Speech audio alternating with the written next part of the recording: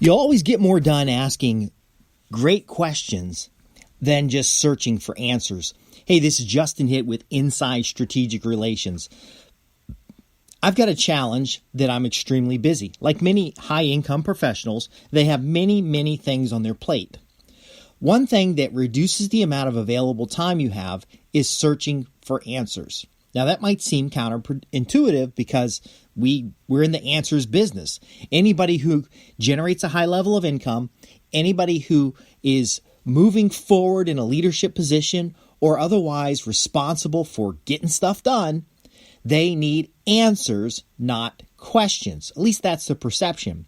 However, I would argue that being able to ask the right questions puts you in a unique position to be able to find more of the right and valid answers. Here's a little exercise that I recommend quite frequently.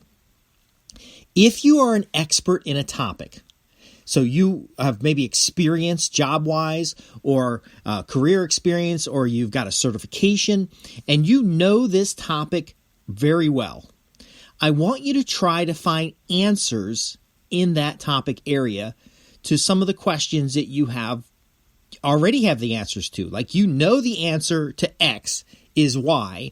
Go online and try to find the answer. Now, for some things, you'll find a trade association or you'll find a certification training that will have the exact answer that you know to be true. So I also want you to look in social media platforms, in search engines, in news media platforms, and then see what happens. Now, I recommend these general population platforms rather than specific population platforms because that's where nearly 100% of the population who doesn't already know the answer looks for the answer. And this may seem a little convoluted, but here's the point. You already know the answer to something. You're not regularly searching, so you're not aware of the lack of quality answers in that topic area. In fact, most professionals who go searching for something they already know the answer to, search engines, of course, will confirm their current answer. So it is possible that your wrong answer, you'll also find that too, but I'll get into that in another episode. But get a private browser, use Tor or some other private browser, and just go out and search. DuckDuckGo is a good point. Go and search for something you already know the answer. You will be shocked by the crap that comes up, by the garbage answers that come up. In fact, I work with electrical contractors, and we talk about this same exercise. They go out and search, and they very often see advice about electrical installations or electrical projects that they wouldn't allow their technicians to do, or they don't consider to be quality, or they otherwise would be known as dangerous. Well, the same thing happens in project management. The same thing happens in procurement management. The same thing happens in wealth building. The same thing happens in so many areas. What's my point?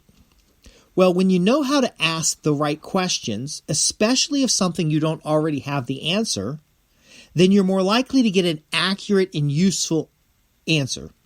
If you are just searching in general, you're likely to get a quantity of answers, but not likely to get a quality that's necessary to move forward. So how do you ask the right questions?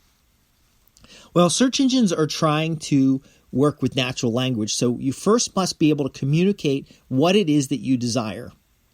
And I would even recommend that before you search for answers is that you get out a sheet of paper and you answer the who, what, when, where, and why to the question. Because many people spend a near majority of their time looking at answers that it doesn't really matter.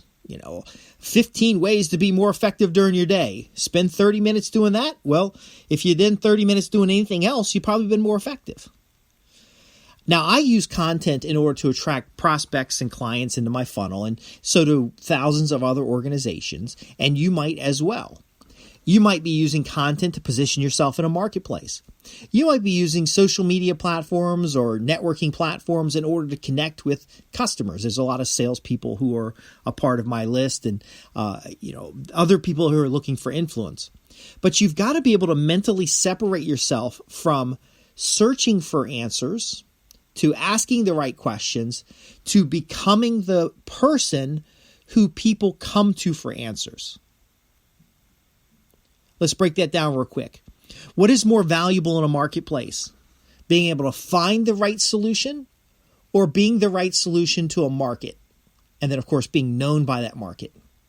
What's more valuable in a marketplace? Being able to find answers in general or being able to find the right answer that solves the specific problem? Well, those are even distraction questions in of themselves, because if you don't understand the problem well enough, then any answer will do. And very often that's why we have false starts. That's very often why we get distracted.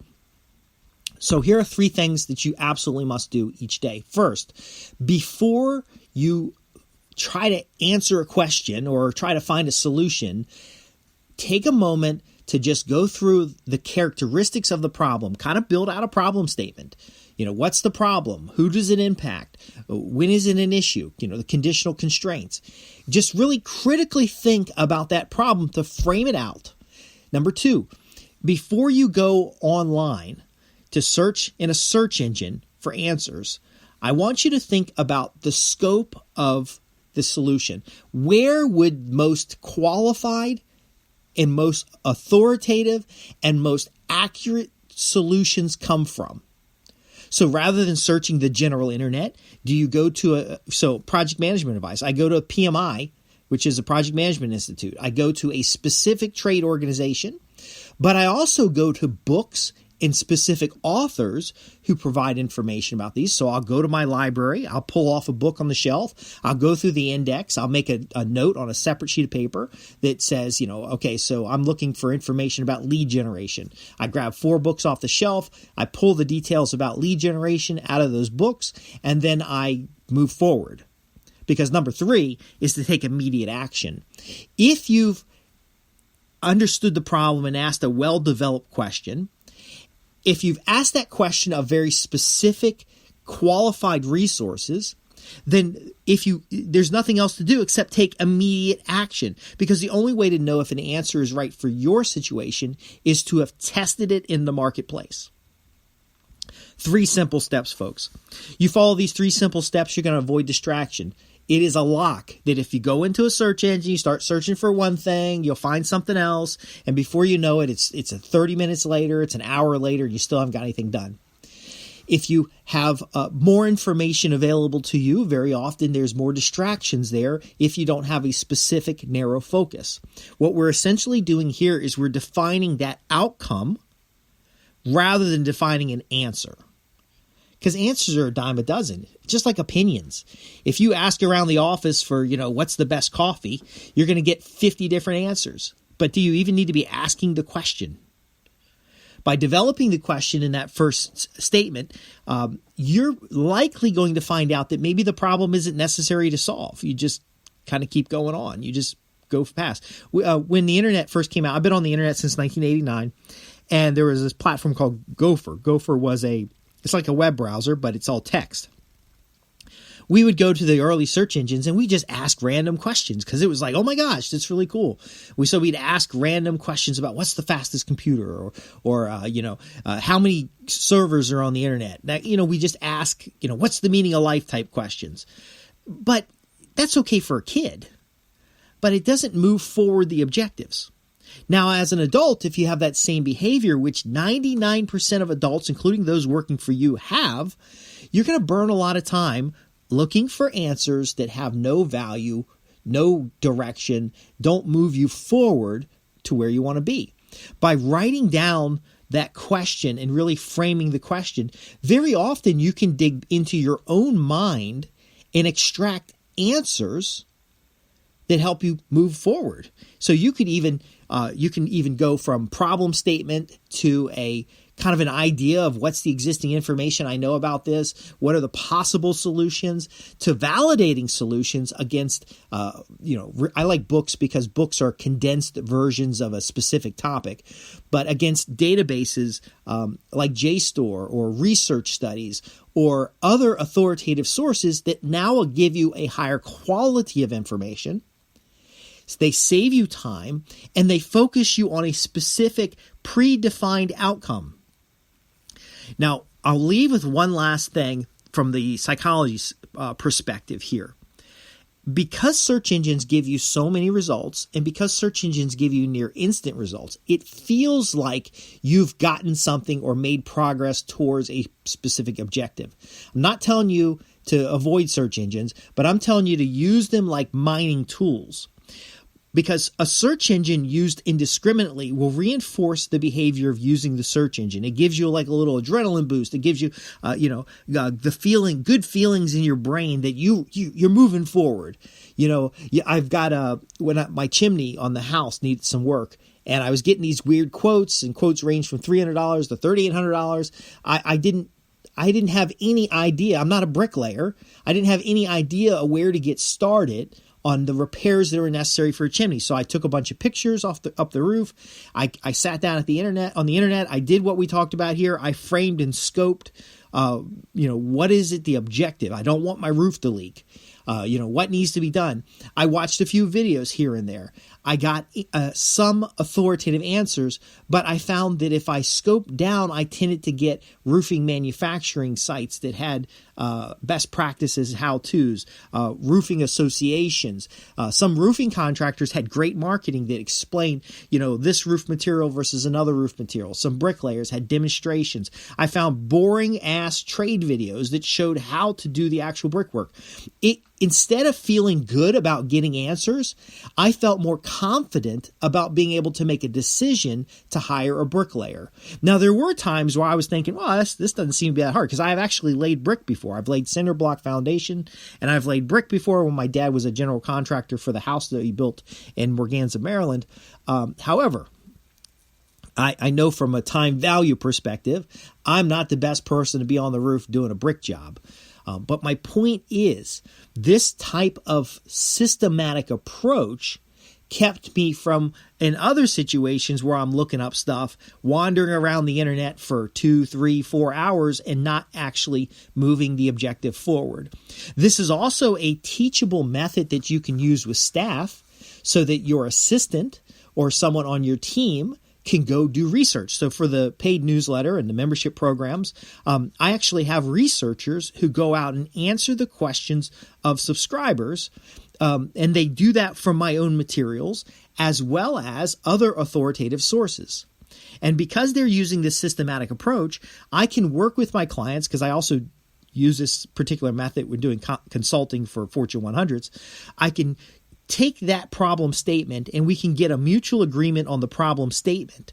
Now that we know the problem is clearly defined and the outcomes are predetermined, that is now packaged and you can move on with something else.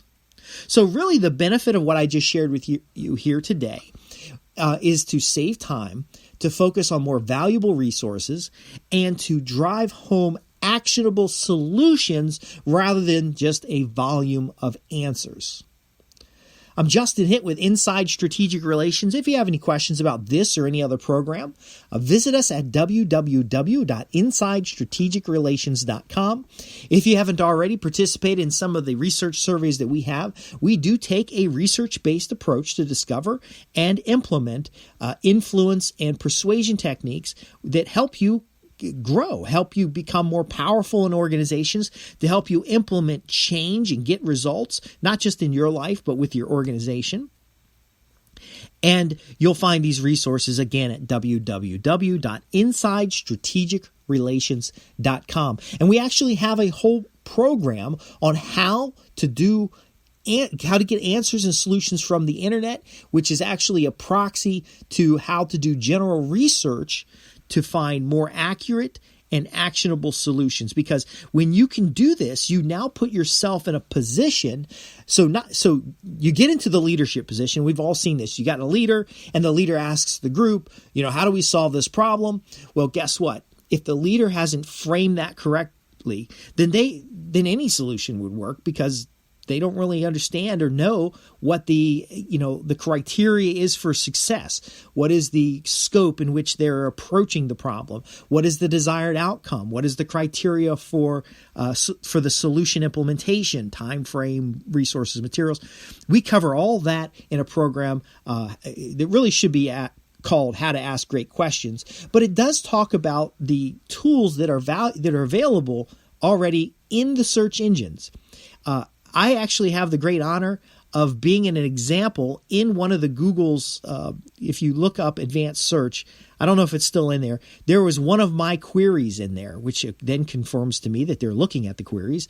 But the point of the matter is that if you know how to use Boolean search or complex queries, you very often, instead of getting a million different results, you get like 50 and you get answers that you can take to the bank. So I'm not against search engines, but I am for being able to scope the request in order to get more quality responses, because I know that there is a psychological kind of a Pavlov's dog type of thing where you search and get results, and it actually feels good, but you're not moving forward.